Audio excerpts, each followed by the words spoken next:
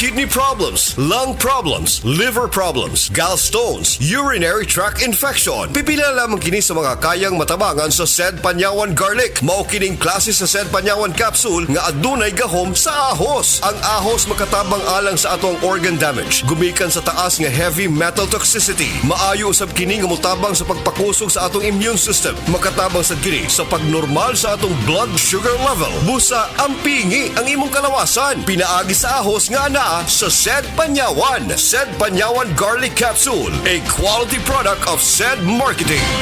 Star Wax Wax. Star Wax Wax. Always remember, sa paglinis, pakitawin ang sahig. Mrs. Star Wax Wax. Kita na to the max. Star Wax ang #1 floor wax. Dunay waterproof formula. Bisan yaman ng tubig, mabalik ka sinamang salog. Star Wax Wax. Kita na to the max. Star Wax Floor Wax. Manufactured by ACS Manufacturing Corporation. ISO certified world-class quality. ACS. Magandang araw po! Ito po si Venus Ra. Ngayong pandemic, serving others is the best. Sa pagtutulungan, patuloy ang ating laban sa buhay.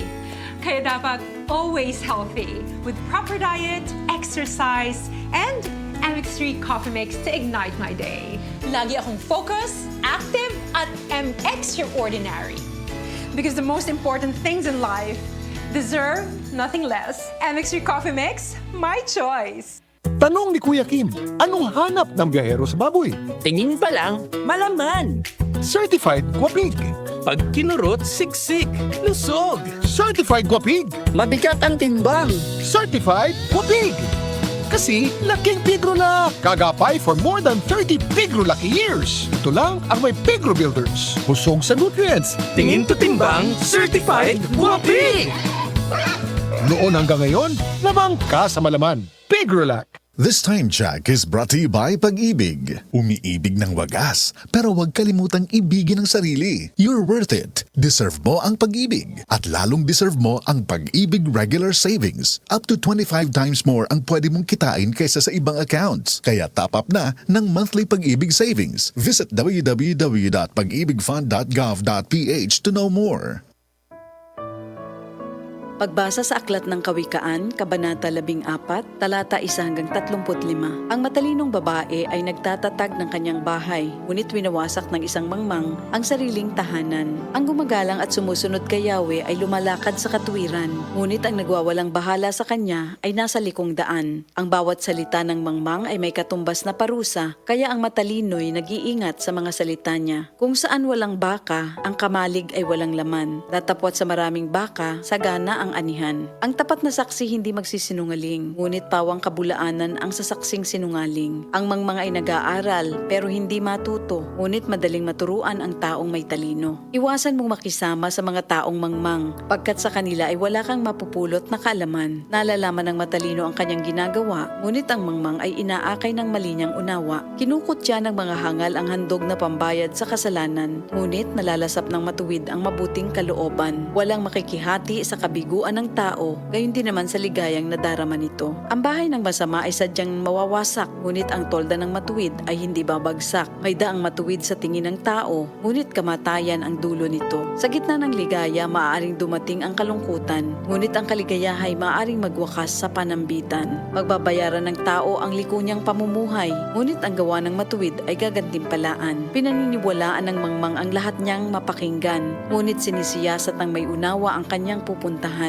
Ang taong may unawa ay lumalayo sa kasamaan, ngunit ang mangmang ay napapahamak dahil sa kapabayaan. Ang taong mainit ang ulo ay nakagagawa ng di marapat, ngunit ang mahinahon ay lagi nang nag-iingat. Ang taong hangal ay nag-aani ng kamangmangan, ngunit ang matalino ay nagkakamit ng karunungan. Ang makasalanan ay gumagalang sa mabuting tao at makikiusap na siya'y tulungan nito. Ang taong mahirap kadalas ay tinatalikuran, ngunit ang mayaman ay maraming kaibigan. Ang humahamak sa kapwa ay gumagawa ng masama, ngunit ang matulungin, ligaya ang tinatamasa. Ang gumagawa ng masama ay mapapahamak, ngunit ang nag-iisip ng mabuti, pagkakatiwalaan at igagalang. Ang bawat pagsisikap ay may pakinabang, ngunit ang puro salita, ang bunga ay kahirapan. Ang putong ng matalino ay kanyang karunungan, ang kwintas ng mangmang ay ang kanyang kahangalan. Ang tapat na saksi ay nagliligtas ng buhay, ngunit ang salita ng sinungaling ay pawang kataksilan.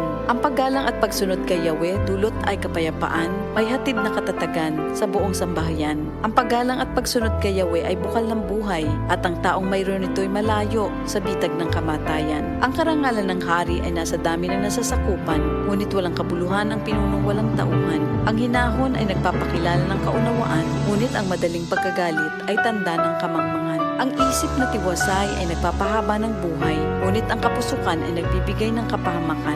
Ang umaapi sa mahirap ay humahamak sa may kapal, ngunit ang matulungi nagdudulot ng karangalan. Ang masama ay ibinabagsak ng sariling kasamaan, ngunit ang kanlungan ng matuwid ay ang kanyang kabutihan. Sa isip ng may unawa, ang nananahan ay karunugan, ngunit ang mangmang ay walang kaalaman. Ang katuwiran ay nagpapadakila sa isang bayan, ngunit ang kasalanan naman ay nagdudulot ng kahihiyan. Sa matalinong alipin, ang amo ay nalulugod, ngunit sa utosang walang isip, siya ay napopuot. Ito ang salita ng Diyos.